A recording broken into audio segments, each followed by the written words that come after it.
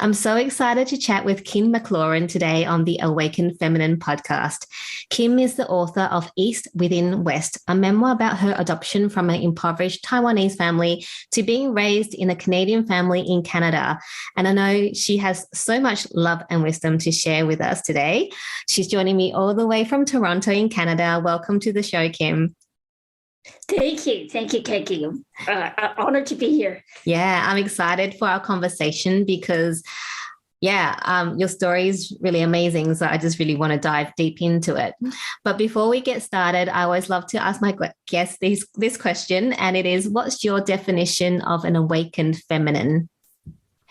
Oh gosh, a good deep question to start off today. But I guess a woman, who really knows her true self and knows her true potential and goes for it. Yeah, perfect. Short and succinct. Very good. Thank you very much for sharing that with us.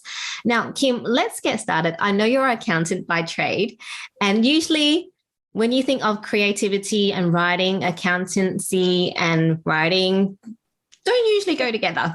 You've got numbers and then you've got writing. So what made you decide to write, a memoir about your life journey from, your adoption to being raised in like a foreign country?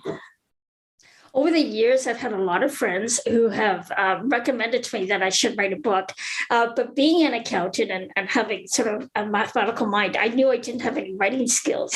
So I went back to school, I went to University of Toronto and took writing classes at night school to try and hone the craft. Not that I'm not much better, but at least I learned the structure of how to write a memoir. And I also made some really lovely friends from those classes, but it was a very therapeutic journey actually to write my book. I highly recommend it to anyone who's been through any sort of trauma.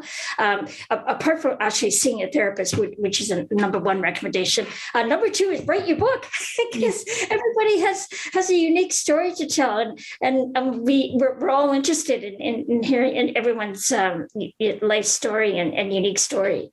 Yeah, wow. That's dedication that you actually went to take classes to write. So let's dive into, your journey, because I know we chatted like maybe a couple of months ago, just to get a feel of, what we can talk about in the podcast. And your story is so interesting because, coming from being adopted into a Caucasian family, it's like, oh, okay, how was that for you? Do you mind like just kind of taking us through that journey? Do you actually remember being adopted, or were you quite young when you were adopted? No, I was too young. I was 3 when I was adopted. And what happened was my adopted parents, my adopted father, he was posted in Hong Kong. He worked for the Royal Canadian Mounted Police, and he was posted to Hong Kong to investigate the opium trade, actually. And so he was there for 3 years. And on a holiday, he and my mom went to Taiwan because my father had a contact on the Taipei police force. And beforehand, they had asked him if they knew of any families who were willing to give up a daughter. My mom, by that time, she had given birth to 2 biological sons, and she desperately wanted a daughter. But she had a hysterectomy, so she couldn't have children anymore at that point.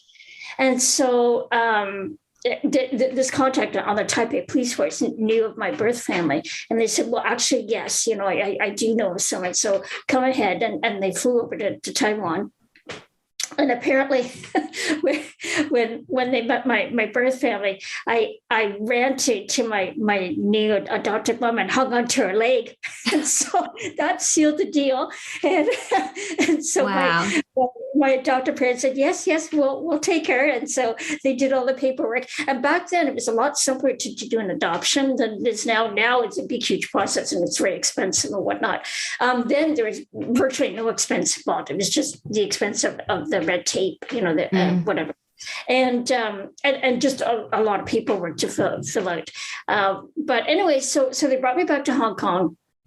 my parents finished out their posting, and then they we came to live in Canada permanently thereafter. And I grew up in Ottawa actually for 10 years, and then I came to Toronto, and I've lived in Toronto ever since beginning of high school.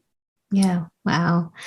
And so basically you grew up not knowing any different but for you, obviously you look different to the rest of your family. So how was that growing up? Like, when did it kind of click that you weren't the same as your adopted family? I know I don't mean to sound naive, but when I was really, really little, I actually did not notice the difference. Oh, wow. I've heard of that before. Yeah. I mean, it was really odd. And so anyway, so when I was, I guess when I first came to the family, I didn't know any better. And until one day when I guess it was my first day going to school in Ottawa. And after school, I waited on the sidewalk with all the other children to wait for my mom to come pick me up. And I looked around for my mom and all the other school kids. Every time they saw an Asian woman, they say, "Oh, is that her? Is that her?" I said, "No." Anyway, I finally found my mom, and of course she's Caucasian, and everyone's jaw dropped. All my classmates jaw dropped because they didn't know that I had a Caucasian mom. And so that kind of took into me that something was awry. Anyway, so that was the day that my parents sat me down and actually told me that I was adopted. So they told me when I was very young, which is a good idea. Like, if you're planning on adopting a child, pardon me, please tell them as soon as possible, because don't leave it. It just it messes up a person's identity later on.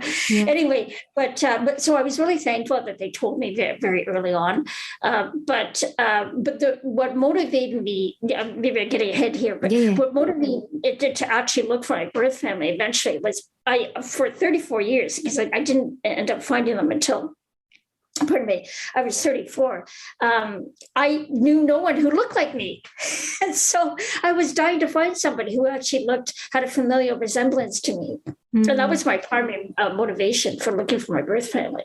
Yeah. Actually, wow. Mm-hmm. Yeah.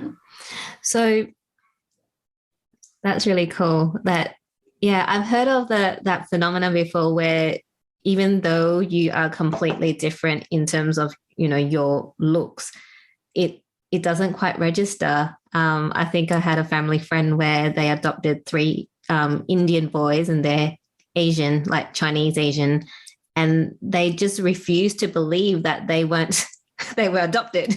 It's actually it's really awesome, but mind-boggling at the same time.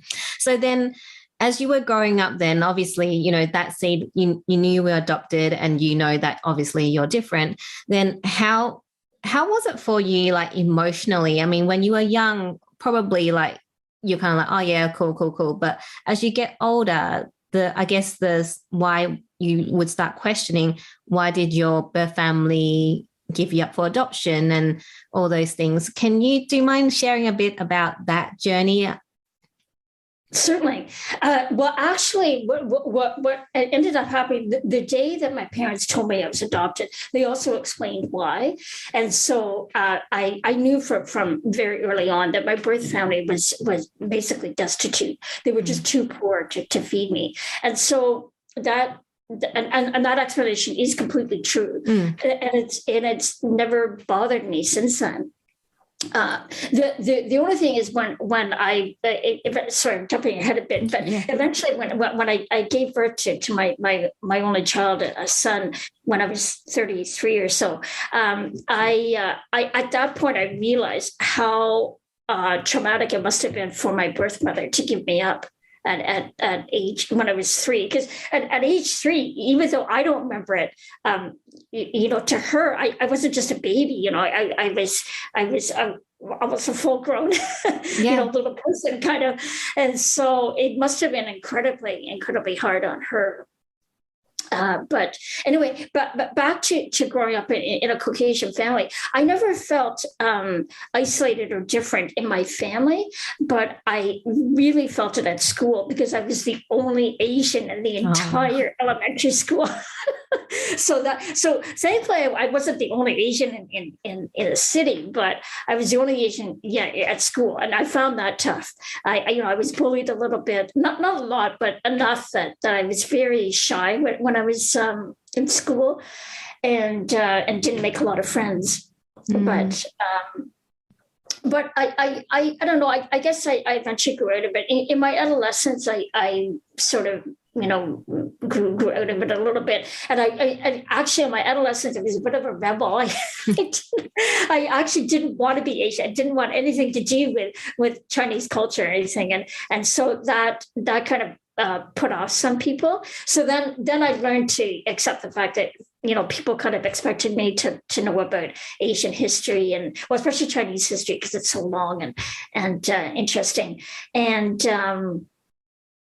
so eventually I began to learn a little bit about at least Chinese history. I'm still not well versed in Chinese culture. It still baffles me. To this day, certain things that happen in Chinese culture, but I do find it hard to explain to people that I'm very, very culturally Canadian.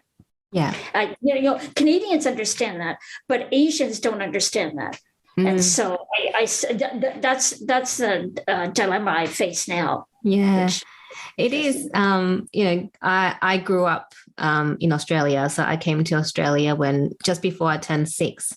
And I'm turning 40 this year, so basically I'm Aussie. But, I have a lot of Chinese influence from my parents, but still I don't know, like, all the little things that, all the festivals and all those things. My mum's like, oh, it's this festival today, and we're going to have, like, this dinner. I mean, the only big thing I know is Chinese New Year and Mid-Autumn Festival, but all the other ones I'm like, okay.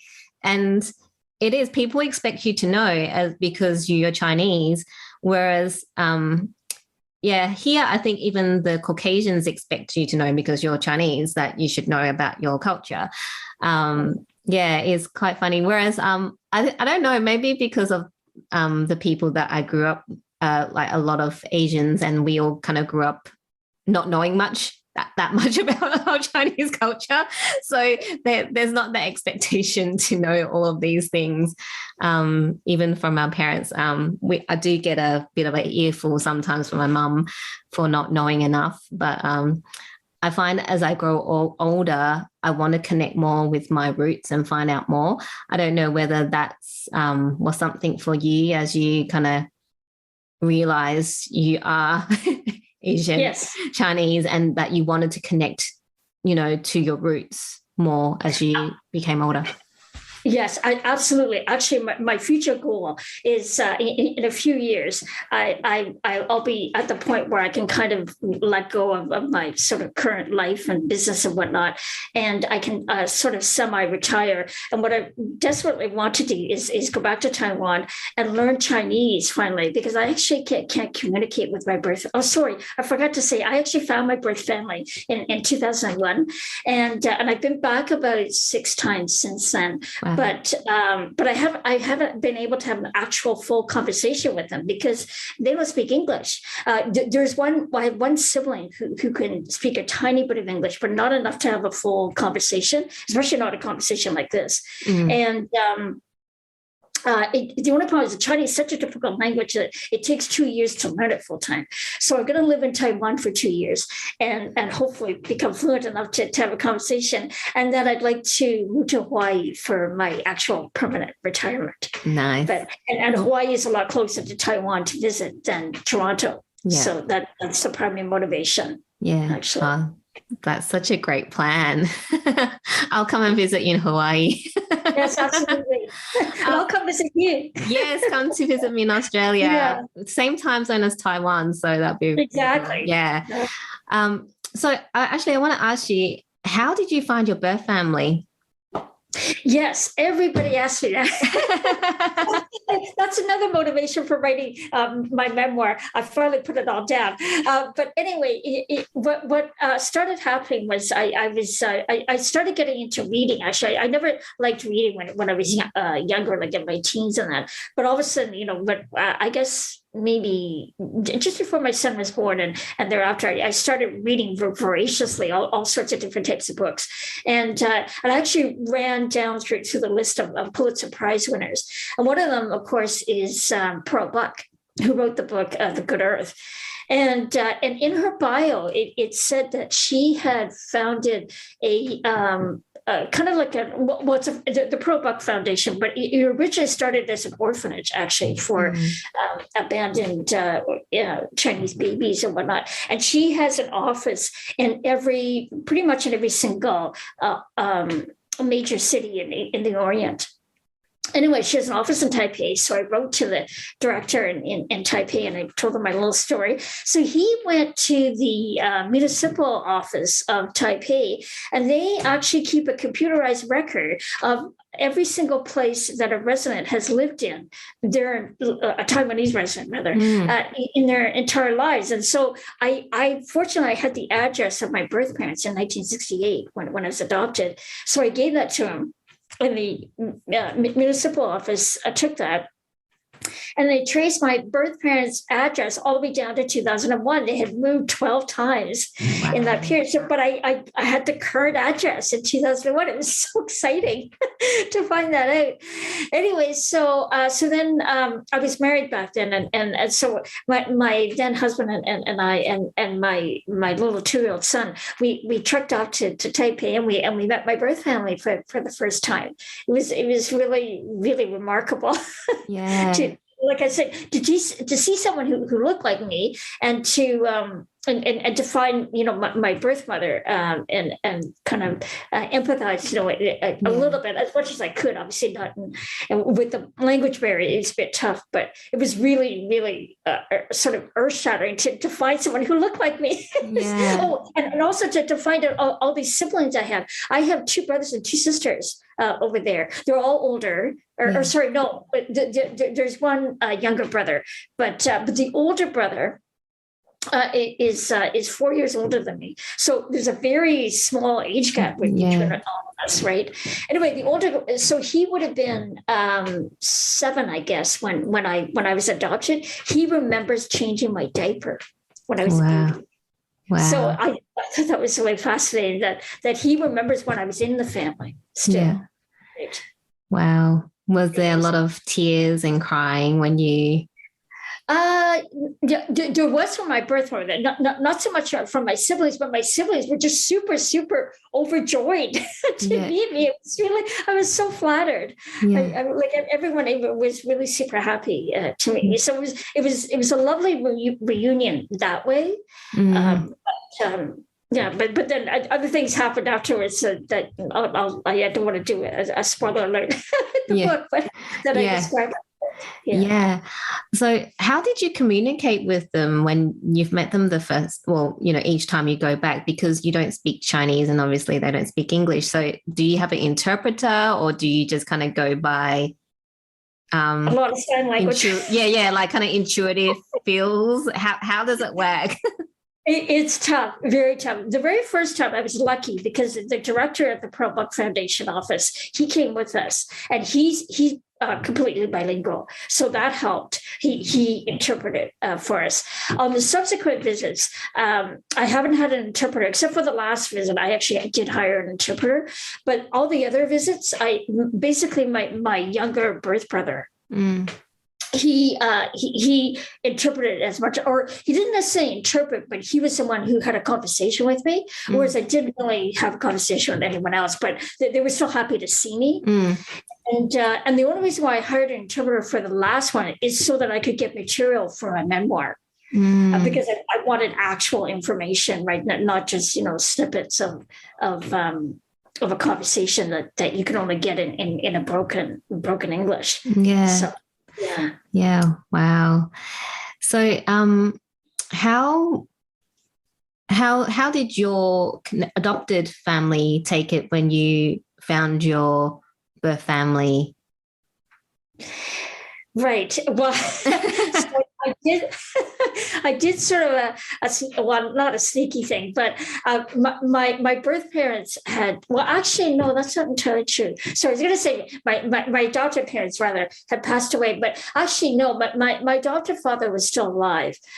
But we had a very tumultuous relationship, and I actually had disconnected from him when I got married, so I wasn't in contact with him anyway. And he, like any conversations I had with him before that about trying to find my adoptive family, he was totally against, because he was sort of, I guess maybe being a policeman or whatnot, he was a little paranoid that my birth family would ask for money from me. And so, which could be farther from the truth. They were just so overjoyed to meet me. They wanted, and also like, even though my birth mother was still quite poor, my siblings actually have done really, really well financially. Like, they're not super rich or anything, but they're middle class by Taiwanese standards, which is a huge jump from being coming from such a poor family. So I'm super, super proud of all my siblings in Taiwan. They don't actually need money per se, or certainly not, certainly not because they're that poor, that they're not that poor. So anyway, the point is that I didn't discuss it with my adoptive father, because I knew he would just put up a whole bunch of arguments and get defense and all that sort of stuff. Anyway, and unfortunately my adoptive mother had already passed away by then. So did you have a good relationship with your adopted brothers? Yes and no. You see, so I have to describe my book a little bit. The very first trauma I went through in my book is the death of my adopted mom. She died only 10 years after they adopted me. Pardon me. So I was only 13, and that affected the family dynamics, horribly ever after or since then. And so my poor brothers, well, first off, it didn't help that my adoptive father was very verbally abusive to all of us. It wasn't just me. He was actually worse on my brothers than he was on me. And so my brothers became severe alcoholics. And so even though, we got along well when I was younger and when my mother was alive, because my mother kept the peace. When she died, it was the whole family fell apart, basically. And so, I tried to tolerate my brother's alcoholism for a few more years, but then at a certain point, I just couldn't, because it just got to be too much for me. And I know this sounds really awful, but I didn't talk to them for about 19 years. Wow. And then by that time, so this was just a few years ago, in 2000 my adoptive father passed away in 2011. So in 2012, I had to reconnect with my one of my brothers. The other brother actually predeceased my father.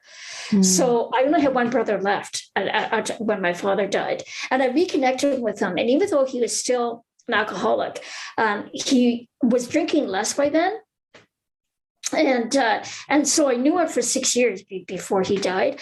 And in actual fact, I'm so glad I reconnected. My goodness, I'm telling everybody out there, no matter how awful a relationship you might have with your siblings, do try to reconnect with them, because you'll regret it if you don't. And even though, I only had 6 years with him, I'm really proud that I did reconnect with him, because at that point, the poor man, he was basically a hermit. And he had a couple of really close friends, thankfully, but he lived a really kind of solitary life, and he had no women in his life. I think I was the only woman in his life at that point. And also, I was glad I was there when he got sick. He got sick with cancer eventually, and thankfully he wasn't sick for too long. It was about a couple of months. But during those couple of months when he was in hospital, all of his friends came out of the woodwork and wished him well, to try to keep his hopes up, but he was too far gone, with all the drinking and whatnot. Anyway, but like I said, I am really glad that I reconnected with them, because we ended up really loving each other. No matter how negatively you feel about someone else, you have to put that aside. As much as I disapprove of severe alcoholics, if that's how someone chooses to live their life, it's their choice. It's not, for someone else to judge. How they live their life. You have to accept people for whatever beauty that they do have, and if you do, then they'll actually open up and show a lot of love for you. So, and my brother did that. It was sorry, I'm gonna start crying. I'm gonna start crying. Yeah, sorry, but it was really, really special to have those last few years with them. That's so beautiful. Yeah. I'm a bit teary. Sorry. But it's beautiful that you got to reconnect with him, and I'm really sorry, like your whole adopted family is, passed away. Yes, I'm an orphan now. Yeah. So you went from being adopted to being now an orphan. So yeah, wow. But, the good thing is you have your birth family. So, exactly. You can go back and spend time with them when you semi-retire. Yes. So that's really cool. Yes. Sorry, I wanted to say that the other great thing about hopefully, reconnecting more deeply with my birth family is I have 5 nephews and a niece over there. Oh, wow. I have like, literally an entire extended family over there. And my birth mother's brother, so my birth uncle, I guess, is still, and his family. He has 4 daughters and a son. Wow. For example. So we've got cousins and so that's beautiful. We've got such a big family, an extended family as well. So that's really cool to be able to find that, because I know there's a lot of adopted children, people that can't find their birth families, and and it's beautiful that you can reconnect with them. They're still all here, and they've just kind of embraced you and welcomed you back into their life. So that's really beautiful. Yes. I want to ask you actually about your son, if you don't mind. How has he taken to all this? Obviously he would know your story, but to going back to seeing his grandparents in Taipei, and not being able to communicate with his uncles and aunties and cousins, how has he taken this experience, this journey? Well, it's interesting, he because I married a Caucasian, so my son, of course, is mixed, Caucasian and Asian, and when he was little, he was friends with all sorts of different people, from different backgrounds, and that was fine. But as he grew older, for some reason, I'm not really sure why, but he navigated towards only Asian friends, even though he doesn't speak a word of Chinese or anything like that. But yet all his Asian friends were completely bilingual in English and Chinese. So I don't know. I think part of it too is, and obviously when I went back to meet him for the first time, my birth family, he was only 2. So he has no memory of that. But when he was 16, I took him back to meet them, because by then, obviously, he remembered, and he did enjoy that trip. The only problem is, unfortunately, the year before my birth mother passed away. She died in 2015, right? And I took him. I guess I took him later on that year. We couldn't make it before she passed away. She got sick with hepatitis, and her liver went. Yeah. And so it's kind of a quick death. But anyway, so I took him back, and so he met all my birth siblings, and he actually enjoyed it. What he really enjoyed actually was traveling to a foreign country. He hadn't really done it. He'd been to the States, several times on that, but to go outside of Canada, outside of North America completely, it was a really, really fun experience for him. He really, really enjoyed that. And so he's picked up the travel bag, just like I have. And which I, it's kind of nice to see in him. But I don't know how much he's thought about, the fact that I'm adopted and whatnot. I think because his father and I got divorced when he was only 4. I think that has impacted him more than the culture that he grew up in and whatnot. And he seems, relatively happy now. This year he's graduating from university. It's amazing how fast the time flies. I feel like he was just born yesterday. But anyway, so I'm really super proud of him that he's gone through university and made some really special friends, especially from high school, and I believe from university as well. So. Yeah, that's really cool. I was just interested in how his take on all of this. I want to ask you, because at the beginning of the conversation, you were saying that everyone has a unique story, and that we should all write our stories, and it's very healing especially if you have trauma. I've recently been in a multi-author book, so I wrote a chapter in a book, and I'm doing another one now, and I totally agree with that. It's like a release. It's like you just kind of work through your trauma, and it's just gone after writing the chapter. So can you share with us that process for you? Like, did you have any resistance in writing the book? Like that writing journey, do you mind sharing a bit about that? Oh, absolutely. That's probably more interesting than the book itself. But no, it took me 9 years to write this book. It actually, I started it when my son had to apply for the high school, because I sent him to private school, and he had to write entrance exams. So I trucked off all the way. I had to go drive an hour and a half outside the city for him to go to this other school to write his exam. And so because it was so far away, I had to stay there while he wrote this 3-hour exam. So I wrote my very first paragraph of the book while I was waiting for him.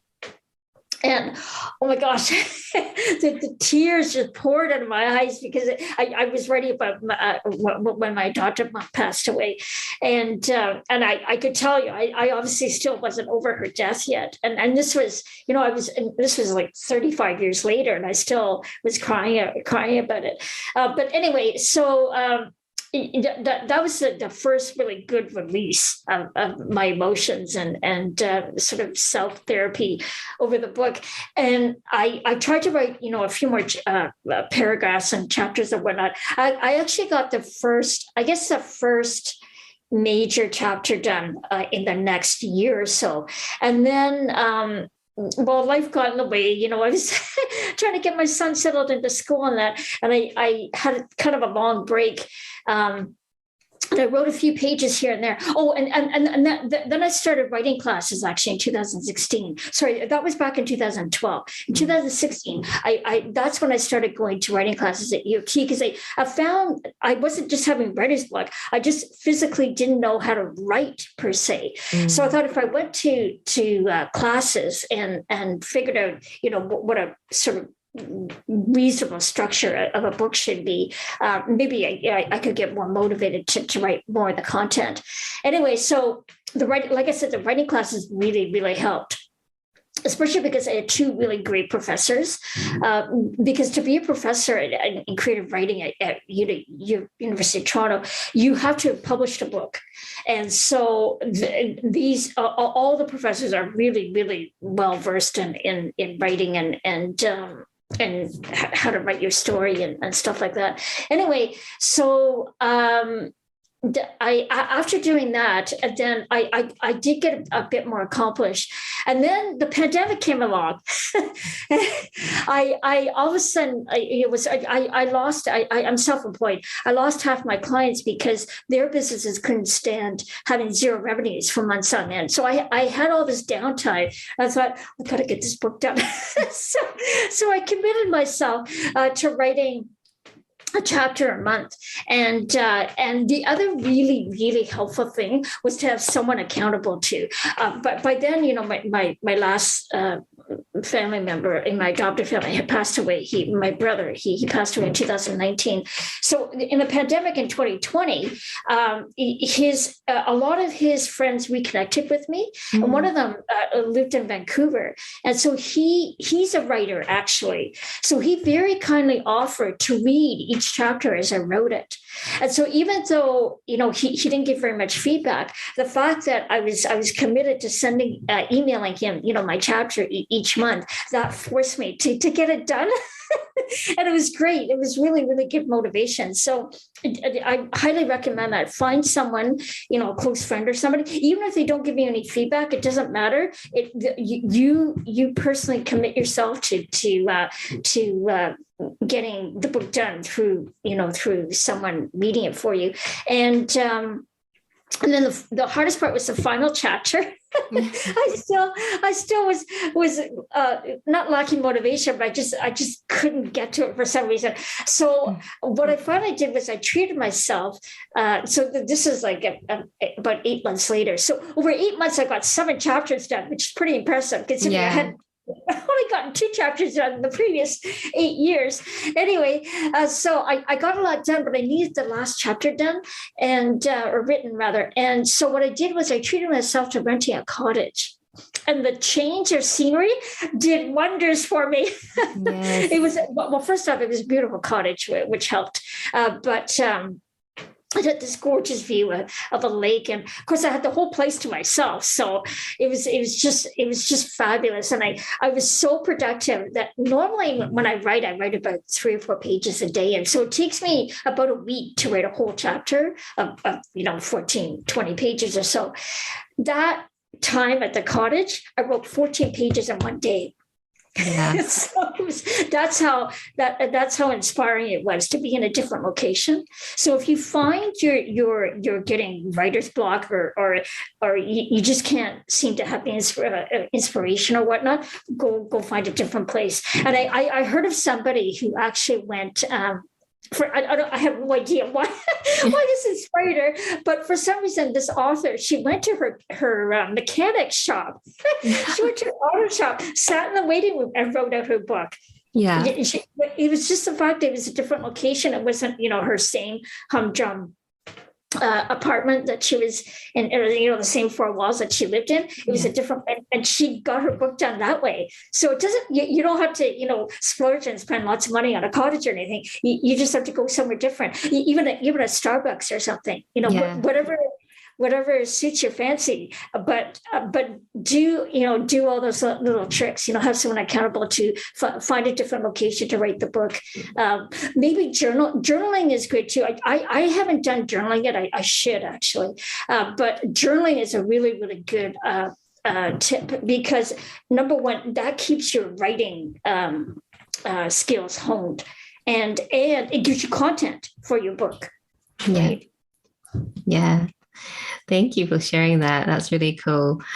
I definitely find a change of scenery always helps with not just writing, but anything, because I have my own business. So if I get stuck, I like going to cafes, and I'm so much more productive when I'm at a cafe than I'm at home.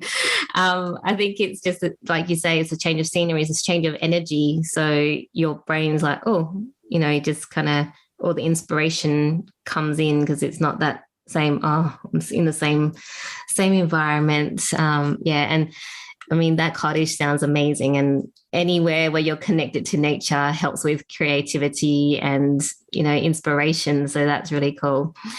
Yeah. So Kim, this conversation has been really amazing, and your story is amazing. This is very different to my usual guests. So, and your story is very different as well. So it's just been really cool to learn about you and your story and your journey. And I'm sure anyone listening to this who knows of someone that's adopted or is adopted themselves, it'll be very healing, and it'll help them to, you know, inspire them to maybe write their own stories or do their own healing, whatever it is that they need to do. So thank you so much for sharing this. Before we wrap up, I'd love to know, what is setting your soul on fire at the moment? What's something that's really exciting you? Oh gosh, I think well, I'm so proud I got the book finished.